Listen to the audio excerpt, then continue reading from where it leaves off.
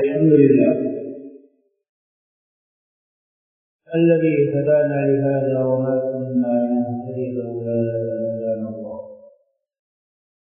والصلاة والسلام على رسول الله محمد بن عبد الله وعلى آله حزب الله أما بعد. فقد قال الله تعالى في كلامه العظيم: قد أعوذ بالله من الشيطان الرجيم، بسم الله الرحمن الرحيم. يا أيها الذين آمنوا اتقوا الله ولتنظر نفس ما قدمت لغد واتقوا الله إن الله خبير بما تعملون. صدق الله العظيم. விரைவுடைய வாழ்வதற்கு நெடுநிலத்தை காக்கவல்ல மறையளித்த இறைவனுக்கே மாபெரும் புகழடைக்கும் அவனையே போற்றுகின்றேன், புகழ்கின்றேன். அல்ஹம்துலில்லாஹ். சத்தியத்தின் தூதர், கண்மார்க்கத்தின் தூதர், சாந்தி மார்க்கம் ஈந்தி வந்த ஸல்லல்லாஹு அலைஹி வஸல்லம் அவர்கள் மீதிலும், கண்மார்க்கத்தின் சாம்ராஜ்யத்தை கட்டியெழுப்புவதற்காக வேண்டி தங்களின் உயிர்களை எல்லாம் கற்களாக பாவித்த அன்னவர்களுடைய உத்தம தோழர்களாகிய சஹாபாக்கள், அவர்களை சேர்ந்த தாபிஈன்கள், கயாமத்துடைய நாள் வரும் வரைக்கும் யாரெல்லாம் உத்தம நபி ஸல்லல்லாஹு அலைஹி வஸல்லம் அவர்கள் கொண்டு வந்த உன்னதமான தீனை அதன் உண்மையான வழிகளை பின்பற்றி வாழ்வார்களோ அத்தனை நல்லவர்கள் மீதிலும் அல்லாஹ் சுப்ஹானஹு வ தஆலாவுடைய சாந்தியும் சமாதானமும் என்றென்றும் உண்டாவதாக. புனித ஜும்ஆவுடைய கடமையை நிறைவேற்றுவதற்காக வேண்டி தூய்மையான உள்ளங்களுடன் இஅ்திகாஃபுடைய நிய்யத்துடன் குறித்த நேரத்திலே இறைவனின் இல்லத்திலே ஒன்று கொண்டிருக்கும் அல்லாஹ்வின் நல்லடியார்களே, அன்பார்ந்த இஸ்லாமிய வாலிபர்கள், இவை படைத்து பரிபாலித்துக் கொண்டிருக்கும் எல்லாம் வல்ல ஏகநாயகன் அல்லாஹ் சுப்ஹானஹு வ தஆலாவை அனுதினமும் பயந்து விசேடமாக நாம் தனிமையில் இருக்கின்ற சந்தர்ப்பங்களிலும் அல்லாஹ் சுப்ஹானஹு வ தஆலாவை அஞ்சி பயந்து பணிந்து தக்வாவை கடைபிடித்து நடந்து கொள்ளுமாறு முதற்கன் அடியதற்கும் அப்பா உங்களுக்கும் அந்த தக்வாவை கொண்டு வன்மையாக வசியத்து செய்கிறேன். நசீகத்தையும் நன்றுகிறேன் கூறிக்கொள்கிறேன். அன்பார்ந்த இஸ்லாமிய சகோதரர்களே, இஸ்லாமிய புது வருடத்தில் முதல் ஜும்மாவிலே முஹர்ரமுடைய மாதத்தில் நாம் கொண்டு சேர்ந்திருக்கிறோம். அல்லாஹ் சுப்ஹானஹு வ தஆலா இந்த வருடத்தை ஆபியத்தும் செழிப்பும் நிறைந்த ஒரு வருடமாக நம்மவர்களுக்கு ஆக்கி அருள்வானார். 1444 வருடத்தை முடித்துவிட்டோம். கண்ணியமான கண்வான்களே, அன்பான இஸ்லாமிய சகோதரர்களே, எங்களுடைய வாழ்க்கை புத்தகத்தின் ஒரு பக்கத்தை நாம் துறக்கிவிட்டோம். புதிய ஒரு பக்கத்தை நாம் திறந்திருக்கிறோம். திறந்த இந்த பக்கம் முடியும் வரைக்கும் நாம் உயிரோடு இருப்போமா, அல்லது இந்த எதிரி 1445 வருடம் முடிவதற்குள்ளே நாம் முடிந்து விடுவோமா, யாராலும் உறுதி கூற முடியாத அமைப்பில இந்த வருடத்திலே நாம் காலெடுத்து வைத்திருக்கிறோம். முடிந்த வருடத்தை நான் எப்படி கழித்தேன், முடிந்த வருடத்தை நான் எப்படி முடித்தேன் என்று ஒவ்வொரு முஸ்லீமான ஆணும் பெண்ணும் சிந்திக்க கடமைப்பட்டிருக்கிறோம். அந்த வருடத்திற்குள்ளே ஒரு ரமதான் வந்தது, அந்த வருடத்திற்குள்ளே ஒரு ஹஜ் வந்தது, அந்த வருடத்திற்குள்ளே ஒரு அரபாவுடைய நோன்பு, அந்த வருடத்திற்குள்ளே ஒரு ஆஷூராவுடைய நோன்பு, இன்னொரு பல சந்தர்ப்பங்கள் அந்த வருடத்திலே வந்து முடிந்துவிட்டது. அதை நாம் எப்படி பயன்படுத்தினோம்? அந்த வருடத்திலே எனக்கு கிடைத்த அந்த நல்ல சந்தர்ப்பங்களை நாம் எப்படி கழித்தோம், எப்படி முடித்தோம், எப்படி பயன்படுத்தினோம்? நன்மைகளால் எப்படி அவைகளை கொள்ளை எடுத்துக் கொண்டோம்? எத்தனை குர்ஆன்களை நாம் சோதிக்கமாக்கி இருக்கிறோம். கண்ணியமானவர்களே, அன்பார்ந்த இஸ்லாமிய சகோதரர்களே, ஏதோ ஒரு மன திருப்தி வருகின்ற அமைப்பிலே அந்த வருடத்தை நாம் முடித்திருந்தால் அல்லாஹ்வுக்கு நன்றி செலுத்த கடமைப்பட்டிருக்கிறோம். மறுபக்கத்திலே அந்த வருடத்திலே கிடைத்த நல்ல பல சந்தர்ப்பங்களை வீணாக விளையாட்டாக நாம் கழித்திருந்தால், அல்லாஹ் ரசூலுக்கு மாற்றமான செயல்களிலே நாம் அவைகளை முடித்திருந்தால், நிச்சயமாக நாம் இந்த இடத்திலே அல்லாஹ்விடத்திலே தௌபா செய்ய கடமைப்பட்டிருக்கிறோம். நாம் வீணாக கழித்த வினாடிகளுக்காக அல்லாஹ்விடத்திலே கையேந்தி அல்லாஹ் எங்களுக்கு சொரிந்து அருளிய அந்த நியமத்துக்கு நன்றி கற்றவர்களாக மாறிவிட்டோமே என்று கண்கலங்கி கைசேதப்பட்டு அல்லாஹ்விடத்திலே தௌபா செய்ய நாம் கடமைப்பட்டிருக்கிறோம். கண்ணியமான கணவான்களே, அன்பார்ந்த இஸ்லாமிய சகோதரர்களே, எனவே இந்த வருடம் புதிதாக பிறந்திருக்கின்ற இந்த வருடம் நாம் அனைவர்களும் திறந்தெடுக்கம் தூண்ட வேண்டும். என்னவென்றால், இந்த வருடத்தில் இருந்தால் என்னுடைய வாழ்க்கையிலே நாம் நல்ல ஒரு மாற்றத்தை கொண்டு வர வேண்டும். எத்தனையோ முகர்வங்கள் வாழ்க்கையிலே வந்து போயிருக்கும். எந்த முகர்வம் எங்களுடைய வாழ்க்கையின் இறுதி முகர்வமாக இருக்கும் என்று யாராலும் உறுதியாக சொல்ல முடியாத அமைப்புக்கு கண்கூடாக ஆங்காங்கே மரணங்களையும் ஜனாதாக்களையும் நாம் வயது வித்தியாசம் பாகுபாடு வேறுபாடு இல்லாமல் நாம் அன்றாடம் கண்கூடாக கண்டு வருகிறோம். அது மாதிரி ஒரு முடிவு நிச்சயமாக சத்தியமாக எனக்கும் பங்கே தீரும்.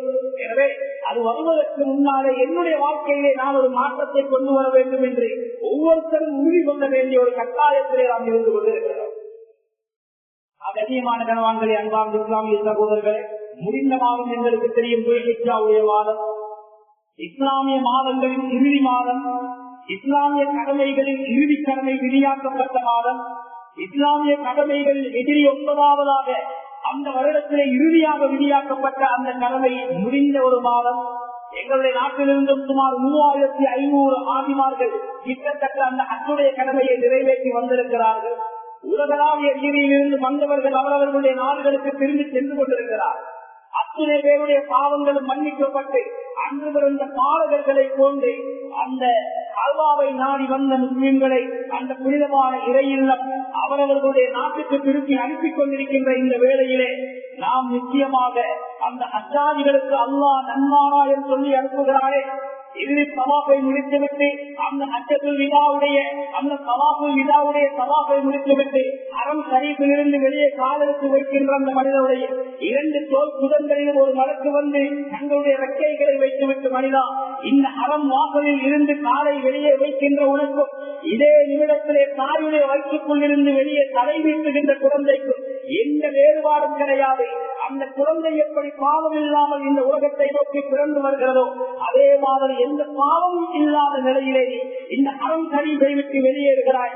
இதற்கு பின்னால் உன்னுடைய பட்டோலையை பாவங்களை கொண்டு நிரப்பி விடாமல் நீ பரிசுத்தமாக்கி பாதுகாத்துக் கொள்கின்ற அடிப்படையிலே நன்மாராயங்கள் சொல்லப்பட்ட நிலையிலே இந்த ஆளுமார்கள் அவரவர்களுடைய நாட்டுக்கு திருப்பி அனுப்பப்பட்டுக் கொண்டிருக்கின்ற இந்த கட்டத்திலே கண்ணியமானவர்களே, நாம் அனைவர்களுமாக ஒரு முடிவுக்கு வர வேண்டும். இதோ எங்களை நோக்கி வருகிறது ஆஷூராவுடைய நோன்பு. சொன்னார்களே நாயகம் ஸல்லல்லாஹு அலைஹி வஸல்லம், அந்த ஒரு நோன்பை பிடித்தால் எங்களுக்கு என்ன கிடைக்கும் என்று ஒரு சஹாபி எழுப்பிய கேள்விக்கு ஒரு வருடத்துடைய முழு பாவமும் அதிலே மன்னிக்கப்பட்டுவிடும் என்று மாணவி ஸல்லல்லாஹு அலைஹி வஸல்லம் அவர்கள் சொன்னார்கள். சின்ன சின்ன பாவங்கள் வருடத்திற்குரிய பாவம் மன்னிக்கப்பட்டுவிடும். ஹஜ்ஜுக்கு போகாதவர்கள் ஆங்காங்கே அவரவர்களுடைய ஊர்களில் இருந்து கொண்டு அரபாவுடைய நோன்பை நாம் நோக்கிருக்கிறோம். துல்ஹஜ்ஜுடைய 9வது நாள், அந்த நாள் அரபாவுடைய நோன்பை நாம் நோக்கிருக்கிறோம். அந்த நோன்பை நோக்கிவிட்டால் முடிந்த வருடம் நாம் நடத்தி கொண்டிருக்கின்ற இந்த வருடம் இதிலே செய்கின்ற சகல பாவத்தையும் அல்லாஹ் மன்னிப்பார். 2 வருடங்களுடைய பாவங்கள் மன்னிக்கப்படுகின்ற அளவுக்குள்ள ஒரு பக்குவமான ஒரு நாள் அரபாவுடைய நாள். அந்த நோன்பை பிடித்து எங்களுடைய பாவங்களுக்கு நாம் மன்னிப்பை பெற்றவர்களாக பரவேண்டிலே இருப்போம். நாம் எல்லோரும் ஒரு உறுதி கொள்ள வேண்டும். இதற்கு பின்னால் என்னுடைய பாவ பட்டோடையை நான் திறந்து விடக்கூடாது, வெறும் பாவங்களில் நாம் ஈடுபட்டு விடக்கூடாது என்ற முடிவுக்கு வர வேண்டியவர்களாக நாம் இந்த புதிய வருடத்தில் இந்த முதல் ஜும்மாவிலே அல்லாஹ்வோடு நாம் ஒரு உடன்படிக்கை செய்து கொண்டால் அது எங்களுடைய வாழ்க்கையில் நாம் செய்து கொண்டிருந்த உடன்படிக்கையில் மிகவும் முக்கியமான மிகவும் ஒரு விசேஷமான ஒரு உடன்படிக்கையாக இருக்கும் என்பது எந்த சந்தேகமும் கிடையாது. அந்த வகையிலே கண்ணியமான கணவான்களே, அன்பார்ந்த இஸ்லாமிய சகோதரர்கள், ஒவ்வொரு நாளும் முடிகின்ற பொழுது எங்களோடு பேசிக் கொண்டு வருகிறது ஸல்லல்லாஹு அலைஹி வஸல்லம் அவர்கள் சொன்னார். ஒவ்வொரு நாளும் பிறக்கின்ற பொழுது ஆதமுடைய மகனோடு பேசிக் கொண்டு வருகிறதா, ஆதம் ஆதமுடைய மகனே, என்னை நீ சரியாக பயன்படுத்திக் கொள். இன்னி சத்தும் ஜமீர், நான் ஒரு புதிய படைப்பாக இன்று பிறந்து வந்திருக்கிறேன். நான் புதிய படைப்பு மாத்திரமல்ல ஆதமுடைய மகனே, இந்த நாள் இருக்கிறதே இதில் ஒரு பகுதி இரவு ஒரு பகுதி பகல், இந்த 2 பகுதியும் சேர்ந்த ஒரு நாளாக நான் இருக்கிறேன். சத்தியமாக சொல்லுகிறேன், என்னுடைய பகலுக்குள்ளே நீ என்ன செய்கிறாய், என்னுடைய இரவுக்குள்ளே நீ என்ன செய்கிறாய் என்பதை நான் வெறுமனை கண்காணிப்பது மாத்திரமல்ல, அல்லாஹ்விடத்திலே நான் நிச்சயமாக இந்த இரவுக்குள்ளேயும் பகலுக்குள்ளேயும் நீ என்ன மாதிரி நடந்தாய் என்பதை நான் பறைசாற்றக்கூடியவனாகவும் நான் இருக்கிறேன். உன்னை கண்காணிக்கின்ற ஒரு கண்காணிப்பாளனாக நான் இருக்கிறேன். எனவே எப்படி முடியுமோ என்னை நீ அப்படி பயன்படுத்திக் கொள். முடியுமான நன்மைகளில் நீ என்னை கொள்ளை எடுத்துக்கொள். காரணம் என்ன தெரியுமா? உன்னை விட்டு நான் ஒரு வாக்கி மறைந்து விட்டேன் என்றால், உன்னை விட்டு நான் ஒரு தடவை சென்று விட்டேன் என்றால், நிச்சயமாக தியாகத்துடைய நாள் வந்தாலும் வருவே தவிர நான் நானாக திரும்பி உன்னிடத்திலே வரப்போவதில்லை. ஒரு நாள் முடிந்துவிட்டால், என்னுடைய வாழ்க்கையின் புத்தகத்தில் ஒரு பக்கத்தை நாம் புரட்டிவிட்டால், திரும்ப அதே நாளை எத்தனை கோடி கொடுத்தாலும் வாங்குகின்ற செல்வங்கள் இந்த உலகத்திலே யாரையும் அல்லாஹ் அப்படி ஒருத்தனை படைக்கவில்லை.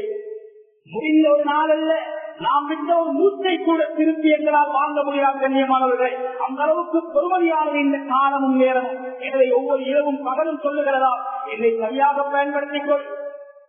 எனக்குள்ளே நீ பாவம் செய்தால் அந்த பாவத்தையும் பரிசுத்த ரப்புல் ஆலமீனிடத்திலே நான் முறையிடுவேன். எனக்குள்ளே நீ நன்மை செய்தால் என்பதற்காகவும் உனக்கு சார்பாக அந்த பரிசுத்த ரப்புல் ஆலமீனுக்கு முன்னால் வந்து சாதகமாக காட்டி சொல்வேன். நாம் எப்படி கழித்துக் கொண்டிருக்கிறோம், எப்படி கழிந்து கொண்டிருக்கிறது. கண்ணியமான கனவான்களே, அன்பார்ந்த இஸ்லாமிய சகோதரர்களே, எனவே பாவமே இல்லாமல் ஒவ்வொரு இரவையும் பகலையும் நாம் கழிக்க நாம் உறுதி கொள்ள வேண்டும். ஒவ்வொரு இரவுலையும் தூங்க போகும் பொழுது அதற்கு முறைகளும் அல்லா அவர்கள் சொன்னார்களே, ஆதிபு அன்பு செல்லும் அதுல அன்பு காக்கவும். நீதி விசாரணை நாளில் உங்களை நிறுத்தி வைத்து விசாரிக்கப்படுவதற்கு முன்னால் உங்களை நீங்களே சுய விசாரணை செய்து கொள்ளுங்கள்.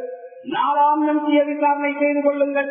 இன்றைய சுபகுடைய தொழுகையை நான் சரியாக சொல்லுவேனா, அது சலாவாகிவிட்டதா? என்னுடைய துஹாவுடைய தொழுகையை நான் சொல்லிவிட்டேனா? கண்ணியமான கண்வான்களே, அன்பார்ந்த இஸ்லாமிய சகோதரர்களே, இமாம் மின்பருக்கு மேலால் ஏறுவதற்கு முன்னால் அந்த ஜும்மாவுக்கு நான் ஆஜராகிவிட்டேனா? ஜும்மாவுடைய நாளை 5 நேரமாக பிரித்தால், முதலாவது நேரத்திலே மலக்குமார்கள் மஸ்ஜிதுக்குரிய தலைவாசலிலே வந்து அமர்ந்து வருகின்றவர்களுடைய பேர் பட்டியலை பதிவு செய்கிறார். அதிலே 5 நேரமாக பிரித்தால் முதலாவது நேரம் இருக்கிறதே, அந்த நேரத்திலே ஆஜராகுபவர்கள் ஒரு நாள், ஒரு கிழமைக்கு ஒரு தடவை ஒரு ஒட்டகத்தை அல்லாஹ்வுடைய பாதையிலே குர்பான் கொடுத்த நன்மை எழுதப்படுகிறது. 2வது நேரத்திலே ஆஜராகினால் ஒரு மாட்டை குர்பான் கொடுத்த நன்மை, 3வது நேரம் ஒரு ஆட்டை குர்பான் கொடுத்த நன்மை, 4வது நேரம் ஒரு கோழியை அல்லது ஒரு சேவலை அறுத்து அல்லாஹ்வுடைய பாதையிலே சதகா செய்த நன்மை, 5வது இறுதியுமான நேரத்திலே வந்தால் அந்த கோழி விடுகின்ற முட்டை, அந்த முட்டையை சதகா செய்த நன்மை. முட்டையுடைய விலை 65 ரூபாய், ஒட்டகத்துடைய விலை 6 லட்சம் ரூபாய் சுமாராக. இந்த 5 நேரத்திற்குள்ளே இருக்கின்ற முதலாம் இறுதியாம் இந்த நேரத்திற்குள்ளே வருபவர்களுக்கு மத்தியிலே எத்தனை வேறுபாடு, எத்தனை வித்தியாசம். வாராந்தம் ஒரு நாள் ஒரு ஒட்டகத்தை குர்பான் கொடுக்கும் சக்தியும் வசதி வாய்ப்பும் யாருக்கு இருக்கிறது? கண்ணியமான கண்வான்களை, அன்பார்ந்த இஸ்லாமிய சகோதரர்களை, துரதிஷ்டம் என்ன தெரியுமா? இந்த முடிந்த வருடத்தை கொஞ்சம் கணக்கில் எடுத்து பாருங்கள். இதுதான் உங்களை நீங்களே சுய விசாரணை செய்து கொள்வது, எங்களை நாங்களே சுய விசாரணை செய்து கொள்வது எப்படி? முடிந்த வருடத்திலே என்னுடைய வாழ்க்கையில் எத்தனை ஜும்மாக்கள் வந்து போயிருக்கின்றன? அத்துணை ஜும்மாக்களிலும் இமாம் அவர்கள் மின்பர் பணியை கால் எடுத்து வைக்க முன்னால் எத்தனை ஜும்மாவுக்கு நான் ஆஜராக இருக்கிறேன்? குறைந்தபட்சம் அந்த முட்டையை கூட சதகா செய்த ஒரு கூட்டத்திலே நான் சேர்ந்திருக்கிறேனா? அல்லது அந்த முட்டையும் இல்லாமல் வெறுமனே பூஜ்யமாக எழுதப்பட்ட அந்த பட்டியலிலே நான் சேர்ந்திருக்கிறேனா? இமாமர்கள் எப்பொழுது மின்பர்களை கால் எடுத்து வைக்கிறார்களோ அதுவரைக்கும் வருகின்றவர்களுடைய பதிவேட்டை அப்படியே முடித்துவிட்டு நிறுத்திவிட்டு அந்த வழக்குமார்களும் பள்ளிவாசலுக்குள்ளே வந்து அமர்ந்து விடுகிறார்கள் என்றால் பல பேருடைய பேர்களும் அங்கு எழுதப்பட்டிருக்காது. பாதுகாக்க வேண்டும் கண்ணியமானவர்களே. எனவேதான் இந்த வருடத்திலிருந்து நாம் ஒரு உறுதிப்பாட்டை எடுத்துக் கொள்ள வேண்டும். ஜும்மாவுடைய நாள் வந்து விட்டதா, குறைந்தபட்சம் அதான் சொல்வதற்கு முன்னாலாவது அந்த மஸ்ஜிதுக்குள்ளே நான் ஆஜராகிவிட வேண்டும். வாழ்க்கையை முடிய வாழ்க்கை கழிய எங்களுடைய அமல்களில் முன்னேற்றம் வர வேண்டும். அந்த முன்னேற்றம் இப்படித்தான் உதாரணத்திற்காக சொல்லுகிறேன். எங்களோட வாழ்க்கையை ஆரம்பிக்க வேண்டும். இமாம் இப்னு கையிம் ஜௌஹி ரஹ்மத்துல்லாஹி அலைஹி, ஒரு மனிதன் தன்னுடைய பாவத்தை உணர்ந்து மனம் வருந்தி தௌபா செய்வதற்கான சந்தர்ப்பம் கிடைத்து அதிலே தௌபாவை செய்து இதற்கு பின்னால் பாவமே இல்லாமல் இந்த உலகத்திலே நான் எப்படியாவது வாழ்ந்துவிட வேண்டும் என்ற ஒரு உறுதிப்பாட்டோடு இருந்து அதே நிலையில் அவன் தன்னுடைய வாழ்க்கையை கொண்டு போகிறான் என்றால் அவனுக்கு கிடைக்க வேண்டிய வெகுமதிகளை பற்றி எழுதுகிறார். நிறைய பயங்கள் நாம் கேட்டிருப்போம். பாவம் செய்தால் அதற்கு கிடைக்கின்ற தண்டனைகளை பற்றி கேட்டு கேட்டு நாம் பயந்து போயிருக்கிறோம், எச்சரிக்கப்பட்டுக் கொண்டே இருக்கிறோம். ஆனால் இவர்கள் ஒரு வித்தியாசமான தலைப்பிலை எழுதுகிறார். பாவமே இல்லாமல் இந்த உலகத்திலே வாழ்வதன் மூலமாக மனிதன் அடைந்து கொள்ளக்கூடிய லாபங்கள் என்ன? அதில் இந்த உலகத்திலே கிடைக்கின்ற லாபம், மௌத்துக்கு பின்னான வாழ்க்கையிலே கிடைக்கின்ற லாபம் இராவாரியாக சொல்ல முடியாது. அதற்கான நேரமும் இது கிடையாது. ஏதோ மேலோட்டமாக சில விடயங்களை பட்டியலிட்டுக் கொண்டிருக்கிறேன். கிடைக்கின்ற லாபங்களையும் வெகுமதிகளையும் நாம் பார்த்து அதை அடைந்து கொள்ள நாம் ஆசைப்பட வேண்டும். விளைவும் பாவங்களை விட்டு நாம் எங்களை தூரமாக்கிக் கொள்ள வேண்டும். அதில் தமிழர்கள் எப்படி துவா கேட்பார்?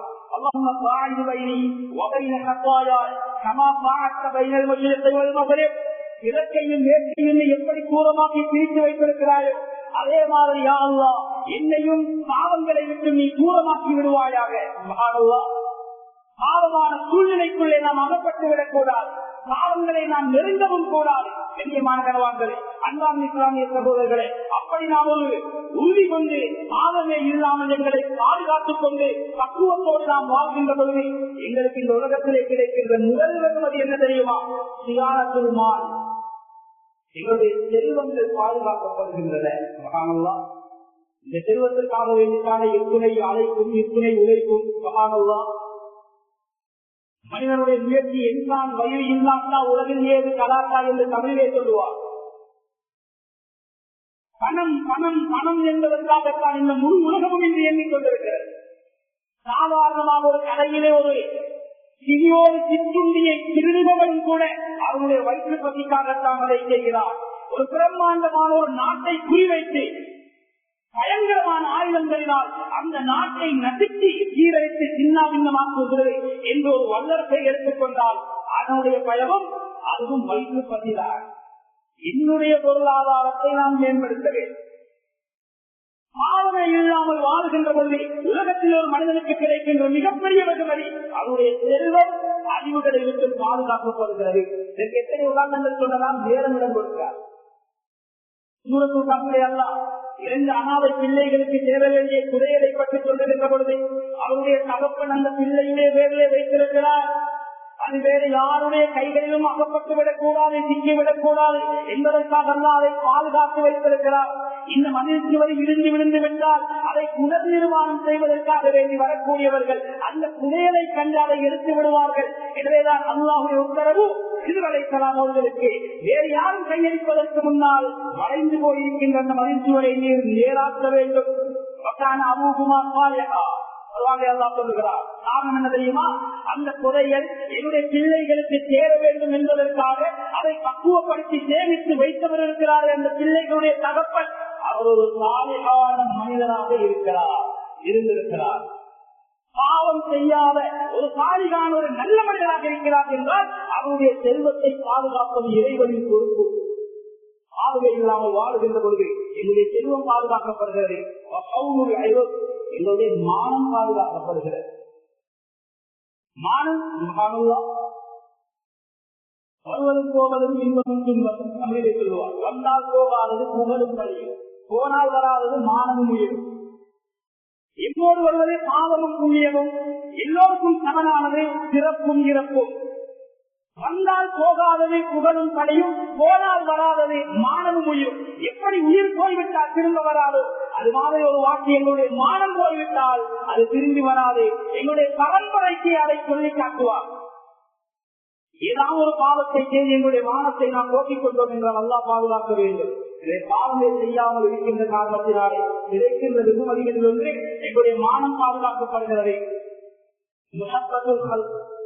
அல்லாஹ்வுடைய படைப்பினங்களுடைய நேசம் எங்களுக்கு கிடைக்கிறது. சஹாபாக்கள் காட்டிலே வாழ்கின்ற சிங்கங்கள் கூட சஹாபாக்களை விரும்பியது. வழிதறியாத சபீனா ரலியல்லாஹு அன்ஹு அவர்களுக்கு ஒரு சிங்கம் வழிகாட்டி இருக்கிறது. சுப்ஹானல்லாஹ், வெடித்து சிலை மதீனாவை நோக்கி வேகமாக வந்து கொண்டிருந்த எரிமலையை தன்னுடைய நாட்டை கொண்டு அடக்கினார்கள். அது தமீமுத்தாரி ரலியல்லாஹு தஆலா. இன்று எங்களுக்கு பிறந்த பிள்ளையே எங்களுடைய பேச்சை கேட்க மாட்டேன் என்று இத்துணை பெற்றோர்களுடைய ஆதங்க குரலை நாம் கேட்டிருக்கிறோம். ஏன் கேட்கிறார் இல்லை? ஏன் எங்களுடைய பிள்ளைகள் எங்களுக்கு வழிபடுகிறார் இல்லை? கண்ணியமானவர்களே, அன்பார்ந்த இஸ்லாமிய சகோதரர்களே, ஏதோ ஒரு தவறு என்பதால் நடந்து கொண்டிருக்கிறது, ஏதோ ஒரு கிளை என்னால் நடந்து கொண்டிருக்கிறது என்ற முடிவுக்கு நாம் வர வேண்டியவர்களாக இருக்கிறோம்.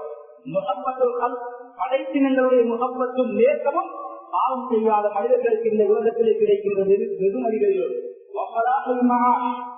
வாழ்வாதாரம் சீராம். தங்கத்தினால் கோட்டை கட்டியிருந்தாலும் பல பேருடைய உள்ளத்திலே நிம்மதியை இழந்து தவிக்கிறார். நாடொன்றுக்கு ஒரு கோடியை சம்பாதித்து வீட்டுக்குள்ளே செல்கிறார்கள். அந்த வீட்டுக்குள்ளே நிம்மதி கிடையாது. இப்ப பார்த்தாலும் எங்கு பார்த்தாலும் சிக்கல்களும் பிரச்சனைகளும் மனக்கவலைகளும். கண்ணியமானவர்களே, அன்பார்ந்த இஸ்லாமிய சகோதரர்களே, பல பேருக்கு பொருளாதார பிரச்சனை, கடலினால் பிரச்சனை, பட்டியினால் அகப்பட்டுக் கொண்டு கீழறிந்து சின்ன பின்னமாகிக் கொண்டிருக்கிறார். தண்ணீர் கட்டினால் அந்த தொல்கையிலே நிம்மதி கிடையாது.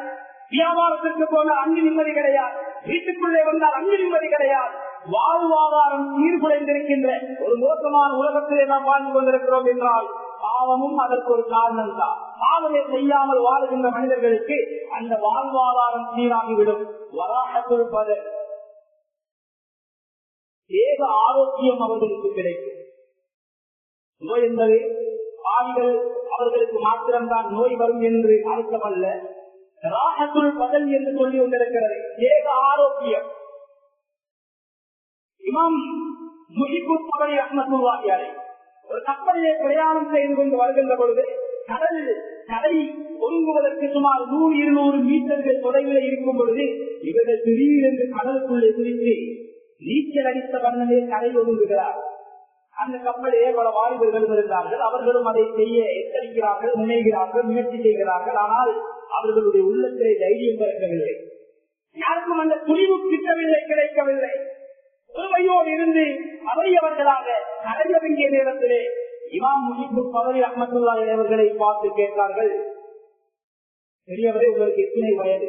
சொன்னார்கள் 20 வயது. 20 வயதிலும் நீங்கள் இந்த கடலை எதிர்த்து நீச்சல் அடித்துக் கொண்டு வருவதற்கு எப்படி உங்களால் அது சாத்தியமானது என்று கேட்ட நேரத்தில் அவர்கள் சிரித்துக் கொண்டு சொன்னார், இந்த அவயங்களை நாம் வாழ்வு பருவத்திலே பாவத்தை விட்டு பாதுகாத்தோம். எனவே முழுமை அடைந்த நிலையில் அல்லாஹ் சுப்ஹானஹு வ தஆலா இந்த உறுப்புகளுடைய ஆரோக்கியத்தை பாதுகாத்திருக்கிறார். பாவங்களை விட்டு இந்த உறுப்பை நாம் பாதுகாத்திருக்கிறோம். எனவே இந்த உறுப்புகளை அல்லாஹ் நோய்களை விட்டு பாதுகாத்திருக்கிறார். மூவினை பொறுத்த வரைக்கும் நோய் வருகிறது என்றால் அது அவருக்குரிய ஒரு ரஹ்மத், அதை யாரும் மறுப்பதற்கு கிடையாது. ஆனால் அந்த நோயை வராமல் இருக்கிறது என்றால் அது மிகப்பெரிய ஞானம், அதை யாராலும் மறுக்க முடியாது. பாவங்களை விட்டு நீங்கள் அங்கங்களை பாதுகாத்துக் கொள்வதாக இருந்தால் கண்ணியமானவர்களே, உடல் உறுப்புகள் அது சீர்குலைவதை விட்டு அல்லாஹ் பாதுகாக்கிறார். இதெல்லாம் உலகத்திலே பாவம் இல்லாமல் வாழுகின்ற கட்டங்களிலே கிடைக்கின்ற பாக்கியம். தைரியமான உள்ளம் அவர்களுக்கு கிடைக்கும். எதற்கும் அவர் அஞ்ச மாட்டார், எதை பார்த்தும் அவர் கலங்க மாட்டார். வானமே இடிந்து விடுகிறது என்று சொன்னாலும் அல்லாஹ்வுடைய நாட்டை பற்றி படி இருந்தால் அது நடக்கட்டும் என்று பெரிதாக அதை அலட்டிக் கொள்ள மாட்டார். இந்த யாரை பார்த்தாலும் எங்கு பார்த்தாலும் ஏதாவது ஒரு செய்தியை கேட்டுவிட்டால் டென்ஷன் அடைந்து விடுகிறார். அவருடைய சுகர் கூடிவிடுகிறது, அவருடைய இரத்தத்துடைய அழுத்தம் பிரஷர் கூடிவிடுகிறது. எந்த ஒரு ஆச்சரியமான செய்தியையும் அவரால் தாங்க முடியாது.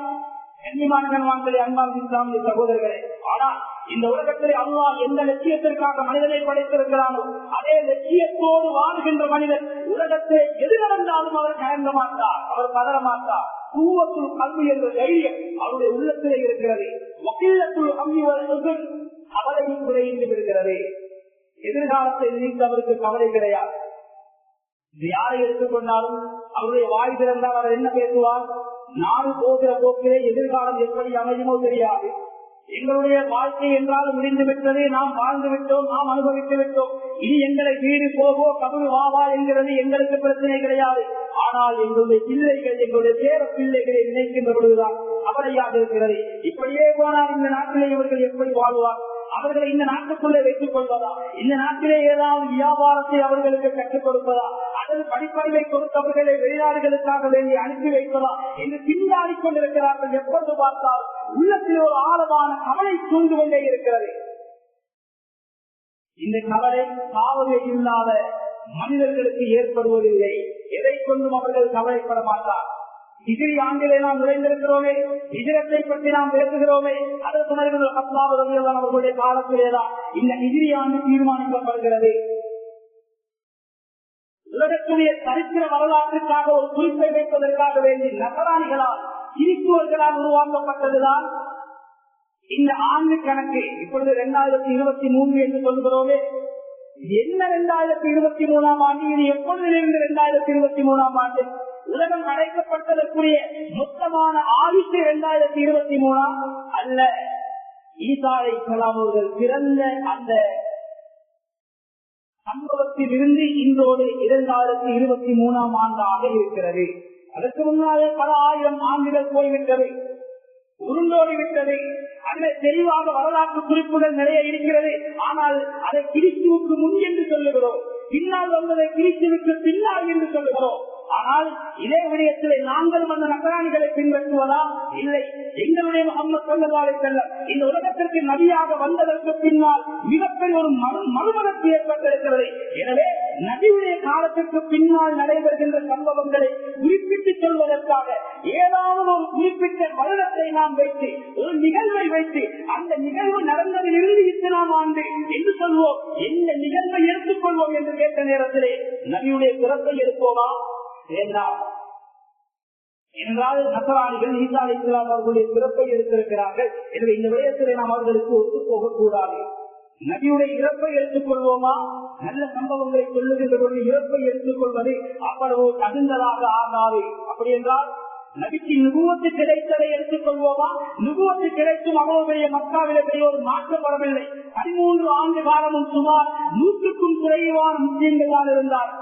எப்பொழுது தெரியுமா? ஹிஜ்ரத்துடைய அந்த பயணத்தில் இருந்துதான் இஸ்லாமிய மறுமலர்ச்சி ஆரம்பிக்கிறது, தலைநூக்க ஆரம்பிக்கிறது. எனவே ஹிஜ்ரி என்ற அந்த ஹிஜ்ரத்து செய்த அந்த பயணத்தில் இருந்து ஹிஜ்ரி ஆண்டை கணக்கெடுப்போம். உதாரணத்திற்காக உஹத் எப்பொழுது நடந்தது என்றால் ஹிஜ்ரி 3ஆம் ஆண்டு மதீனாவுக்கு வந்து காலெடுத்து வைத்ததிலிருந்து 3ஆம் ஆண்டு என்ற அமைப்பிலேதான் இன்று ஹிஜ்ரி 1445 வருடத்திற்குள்ளே நுழைந்திருக்கிறோம். என்ன சொல்ல வருகிறேன் என்றால், உம்ராவுக்காக ஹஜ்ஜுக்காக வந்தவர்கள் மக்காவில் ஒரு சிட்டிக்குவர் போகும் பொழுது சில கட்டங்களை பார்வையிடுவார்கள். அதில் ஒன்றுதான் சவுர் குகை. 3 நாட்கள் ஹிஜ்ரத்து போகும் பொழுது ஹஜ்ரத் ஸல்லல்லாஹு அலைஹி வஸல்லம் மறைந்திருந்த அந்த குகை காவிர்களால் சூழப்பட்டு உரிய வாட்களோடு 100 ஒட்டகங்களுக்கு ஆசைப்பட்டு கண்டவுடனே கண்டன் துள்ளமாக வெற்றி எறிய வேண்டும் என்ற வெறியோடு இருக்கின்ற மனிதர்களுக்கு மத்தியிலே அந்த குகைக்குள்ளே அகப்பட்டுக் கொண்டார்களே ஹஜ்ரத் ஸல்லல்லாஹு அலைஹி வஸல்லம் அவர்கள், அபூபக்கர் சித்தீக் ரலியல்லாஹு அவர்கள், அந்த நேரத்திலே அபூபக்கர் ரலியல்லாஹு அவர்கள் கவலைப்பட்டார்களே. கண்ணியமான கனவான்களே, அந்த நேரத்தில் ஹஜ்ரத் ஸல்லல்லாஹு அலைஹி வஸல்லம் அவர்கள் என்ன சொல்கிறார்கள்? லா தஹ்ஸன் இன்னல்லாஹ மஅனா. அபூபக்கரே, நீங்கள் கவலை கொள்ள வேண்டாம், கவலை கொள்ள வேண்டாம், அல்லாஹ் எங்களோடு இருக்கிறார். யார் பாவமே அறியாமல் அல்லாஹ்வுக்காக இந்த உலகத்திலே வாழ்கிறார்களோ அவர்களை மரணம் 4 பக்கங்களினாலும் சூழ்ந்து கொண்டாலும் கூட அவர்களுடைய உள்ளத்திலே கவலை என்ற ஒன்று இருக்காது. கண்ணியமான கனவான்களே, அன்பான இஸ்லாமிய சகோதரர்களே, உள்ள கவலை இருக்கிறது. இது மனிதனுடைய உடம்பை கூட பலகீனமாகும். அவருடைய உள்ளம் சீரில்லையா? திருமணம் முடித்தவர்களுடைய முகத்தை பார்த்தாலே தெரியும் இவர் வாழ்க்கையிலே சந்தோஷமாக இருக்கிறாரா அல்லது இவருடைய திருமண வாழ்க்கையை சக்கத்தாகவில்லையா என்பதை அவருடைய முகத்தை பார்த்தாலே விளக்குகிறது. என்ன சொல்லுவார்கள்? அகத்தின் அளவு முகத்தில் தெரிஞ்சுகிறது. உள்ளம் கவலை கொண்டால் இந்த உலகத்தில் எந்த நிம்மதியும் கிடைக்காது. யார் பாவமே இல்லாமல் இந்த உலகத்திலே வாழ்கிறார்களோ இவர்களுக்கு உலகவலை ஏற்படாது. ஒற்றை தீர்வு அழகினின் கைதுவாயத்தை அல்லாஹ் அவர்களுக்கு ஏற்படுத்தி கொடுப்பார். ஒவ்வொருக்கும் சம்பவம் உள்ள நேரமிடம் கொடுப்பார். அவர் மிக கஷ்டப்பட்டு சிரமப்பட்டு சம்பாதிக்க வேண்டிய அவசியம் இல்லை. அவருடைய உலக தேவைகள் தானாகவே மிகவும் இலகுவாக மிகவும் சுலபமாக அது நடந்தேறிக்கொண்டே இருக்கும். பாவம் செய்யாத மனிதர்களுக்கு அதைவிட விசேஷம் என்ன தெரியுமா? அல்லாஹ்வை வணங்குவதற்காக சந்தர்ப்பம் எடுத்துக் கொள்வது அவருக்கு லேசாக சுலபமாக ஆக்கப்பட்டுவிடும். நன்மையான காரியங்கள் செய்வதென்றால் அதற்கான சந்தர்ப்பங்கள் அவர்களுக்கு கிடைத்துக் கொண்டே இருக்கும். அது லேசாக கிடைக்கும், அது பாடமாக நேர்காலத்தோடு ஜும்மாவுக்கு வருவது அவருக்கு பாரமாக அமையா. இமாம் ஜமாத்துகளை பேரி சொல்வது அவருக்கு பாரமாக அமையா. ஜக்காத் ஹஜ்ஜுடைய கடமைகளை நிறைவேற்றுகின்ற பொழுது லட்சக்கணக்கான ரூபாயை செலவழிக்கிறோமே, அவர் ஒரு நாளும் அது அவருக்கு பாரமாக இருக்கிறார். சத்திகி முப்பாராசியாரை இறை வழிபாடு அவர்களுக்கு லேசாக்கப்படும். சுப்ஹானல்லாஹ் வல் மஹாபா அல்லதி துல்கரஹு குலூபின்னார். அவரை பார்க்கின்ற பொழுதெல்லாம் பார்ப்பவர்கள் உள்ளத்திலே ஒரு வகையான பயம் ஏற்பட்டுவிடும். மனிதனை நாம் சபைத்துக் கொள்ளக்கூடாது. இவருடைய வகுவாவை நாம் ஒரு நாளும் அடைந்து கொள்ளக்கூடாது. இவர் ஒரு நல்ல மனிதர். அவரை பார்க்கின்ற பொழுதே உள்ளத்திலே ஒரு வகையான பீதி, ஒரு வகையான நம்பிக்கை, ஒரு வகையான பயம் வரும். பாவமே செய்யாமல் இந்த உலகத்திலே வாழ்கின்ற மனிதனுக்கு அல்லாஹ் கொடுக்கின்ற ஆகப்பெரிய வெகுமதிகளில் இருக்கும் ஒன்றுதான் அதிகமான அல்லாஹ்விடத்திலே துஆ கேட்கக்கூடிய சந்தர்ப்பம் அவர்களுக்கு கிடைக்கும். இதை பார்த்திருப்பீர்கள், 5 நேரம் சொல்ல வந்தாலும் கூட சலாம் கொடுத்து இமாம் 2வது சலாம் கொடுக்க முன்னாலே எழுதி பள்ளியை விட்டு பாய்ந்து விடுவார். அவர் துஆ கேட்பது எப்படி என்று கேட்டால் 27வது இரவிலே கேட்கும் என்பார். கண்ணியமானவர்களே, அன்பார்ந்த இஸ்லாமிய சகோதரர்களே, துஆ கேட்பது மிகப்பெரிய இறை வணக்கம். அதற்கு நேரம் கொடுப்பது ஆக முக்கியம். யாருக்கு அந்த சந்தர்ப்பம் கிடைக்கும்? பாவமே செய்யாத மனிதனுக்கு அதிகமாக அல்லாஹ்விடத்திலே துஆ கேட்கக்கூடிய சந்தர்ப்பம் கிடைக்கும். மாத்திரமல்ல, வஸூஅத்து இல்லாததி தாவத்திஹி, அவர் கேட்ட துஆ அவசரமாக அங்கீகரிக்கப்படும். அவர் கேட்ட துஆ அவசரமாக அங்கீகரிக்கப்படும். பாவமே செய்யாத மனிதர்கள் துஆவினால் சாதிக்கின்ற சாதனைகள் இருக்கிறது. சுப்ஹானல்லாஹ். சஹாபாக்கள் 2 குழந்தைகளை கூட உயிர் பெற்று இருக்கிறார். இரவிலே நாம் எங்களுடைய கையினால் கபன் செய்த குழந்தை ஒரு பெண்மணி இஸ்லாத்தை தழுவுகிறார். 6 வயது குழந்தை வருகின்ற பொழுது இஸ்லாத்தை தழுவி ஒரு சில தினங்களிலே ஒரு நோய் வந்து அந்த குழந்தை இறந்து விடுகிறது. 2 குழந்தை கபன் செய்யப்படுகிறது. அந்த தாய்க்கு ஜனாதா செய்தி அறிவிக்கப்படுகிறது. மரண செய்தி கேள்விப்பட்ட உடனே அடக்குவதற்கு முன்னால் அந்த தாய் என்ன செய்கிறார்? கொஞ்ச நேரம் தாருங்கள் என்று உருவெடுத்துக் கொண்டு வந்து 2 ரக்காத் தொழுகைக்கு அல்லாஹ்விடத்திலே கையேந்துகிறார். யா அல்லாஹ், குழந்தையை தருவது நீதான், அதை மரணிக்க செய்வது நீதான். அதிலே எந்த விதமான மாற்று கருத்தும் என்னிடத்திலே கிடையாது. ஆனால் ஒரே ஒரு ஆதங்கம், கவலை என்ன தெரியுமா? உன்னுடைய புனிதமான தீனு இஸ்லாத்தை தழுவுகின்ற பொழுது என்னுடைய மதத்தை சார்ந்தவர்கள் எங்களுடைய விக்கிரகங்களை எல்லாம் பகைத்துக் கொண்டு நீ இஸ்லாமிய மார்க்கத்தை நீ ஏற்றுக்கொள்கிறாயா? எங்களுடைய தெய்வ சாபம் உன்னை சும்மா விடாது என்று என்னை அகற்றினார்கள். யா அல்லாஹ், இந்த குழந்தையுடைய மரணத்திற்கும் அதற்கும் எந்த சம்பந்தம் கிடையாது. என்னுடைய ஈமான் உறுதியாக இருக்கிறது, அவருடைய சந்தேகம் கிடையாது. ஆனால் இந்த சம்பவம் பதவியுடைய தீனுக்கு தடையாக அமைந்துவிடக் கூடாது. அந்த தெய்வீக சாபம் தான் என்னை பிரித்திருக்கிறது என்ற அந்த பேச்சு அவர்களுடைய காலிலே, அவர்களுடைய வாயிலே அடிபட்டு விடக் கூடாது. யா அல்லாஹ், எனவே இறந்த குழந்தையை அடாப்டாக்குவது உனக்கு பெரிய விடயம் அல்ல. இந்த குழந்தையை நீ உயிர் பெற்று எதை செய்வாயாக என்று துஆ கேட்ட மறுகணமே தூக்கத்திலிருந்து எழுப்புவது மாதிரி அந்த குழந்தை இருந்தது. அவர்கள் சொல்லுகிறார்கள், என்ன ஆச்சரியம், இரவிலே எங்களுடைய கையினால் கபன் செய்த குழந்தை காலையிலே எங்களுடைய சகனிலே கைபோட்டு சாப்பிடுகின்ற அந்த காட்சியை நாம் பார்த்தோம் என்றால் எத்தனை கோடி கொடுத்தாலும் வாங்க முடியாத மிகப்பெரிய ஒரு நியமத்துதான் நாம் கேட்ட துவாக்கள் கபூலாகுவது. பாவமே செய்யாமல் இந்த உலகத்திலே வாழ்கின்ற நேரத்திலே இது எங்களுக்கு கிடைக்கிறது. இன்னும் இன்னொரு என்ன பல விடயங்கள் கடைசியாக சொல்லி முடித்துக் கொள்கிறேன். ஆக விசேஷமான ஒரு நியமத்து என்ன தெரியுமா?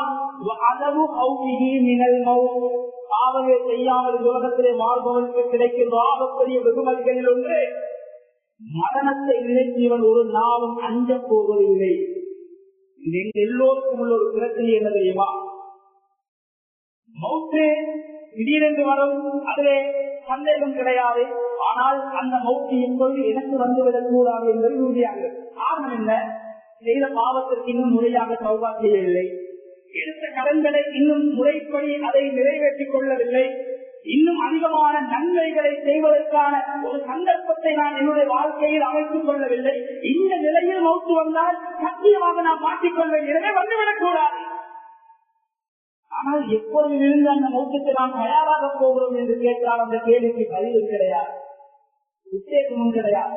நான் எப்பொழுது மாறப்போகிறேன், நான் எப்பொழுது திருந்த போகிறேன், நான் எப்பொழுது என்னுடைய பாவத்தை விடப் போகிறேன், நான் எப்பொழுது என்னுடைய நன்மையை தொடரப் போகிறேன், எப்பொழுது இருந்து என்று கேட்டால் அதற்குரிய பதிலும் கிடையாது என்றால், கண்ணியமான கணவான்களே, அன்பான இஸ்லாமிய சகோதரர்களே, எந்த இரவிலே எங்களுடைய பேர் பட்டியல் மலக்குள் மௌத்துடைய கையிலே ஒப்படைக்கப்பட்டிருக்கிறது. அடுத்த லைலத்துல் கத்ர் வருவதற்குள்ளே யார் யாரெல்லாம் மரணிப்பார்கள், எப்படி மரணிப்பார்கள், எங்கு அடக்கம் செய்யப்படுவார்கள், முழுக்க அல்லாஹ் தீர்மானித்து முடித்து விட்டார். அதுல என்னுடைய பேர் இடம்பெற்றிருந்தால் யாராலும் தப்ப முடியாது. அந்த மரணத்திற்கு நாம் எந்த நேரத்தில் எங்களை தயார்படுத்திக் கொள்ள வேண்டும். யார் இந்த உலகத்திலே பாவமே செய்யாமல் அல்லாஹுடைய ஏவல்களை சரியாக எடுத்து நடந்து விளக்கல்களை முற்றுமுழுதாக கலந்து நடக்கிறார்களோ, அடுத்த நிமிஷம் மரணத்திற்கு சம்மதமாக என்று கேட்டாலும் அவர் ஒரு நாளும் சஞ்சலப்படாமலே அதற்கு சம்மதம் தெரிவித்து விடுவார். அந்த மொத்துக்கு எப்பொழுதுமே அணிக்கை வரைக்கும் தயாராகி விடுவார். உண்மையான முஸ்லிம் 2 நாளைக்கு மேலால் அவருடைய வசியத்தை எழுதி தலையணைக்கு கீழாக வைக்காமல் அவர்களுக்கு தூக்கம் போகக்கூடாது என்றார்கள்.